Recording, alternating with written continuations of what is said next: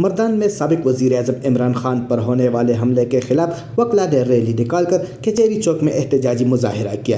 مظاہرین نے ہاتھوں میں پلے کارڈ اٹھا رکھے تھے جس پر وفاقی حکومت کے خلاف نعرے درج تھے۔ مظاہرین کی قیادت اسلام وردک، سعید عثمان، ریاض پائنداخیل ایڈوکیٹس کر رہے تھے۔ مقررین نے خطاب کرتے ہوئے کہا کہ امپورٹڈ حکومت میں ہمارے قائد پر حملہ ناقابل برداشت ہے۔ وفاق ہمارے قائد کو فل پروف سیکورٹی دینے میں مکمل طور پر ناکام ہو گئی ہے۔ صاحب جو بھی کال دیں گے تو وکلاء برادری منوان وہ اس پر عمل کرے گی۔ اگر وہ احتجاج کی کال دیتے ہیں ہم احتجاج کریں گے۔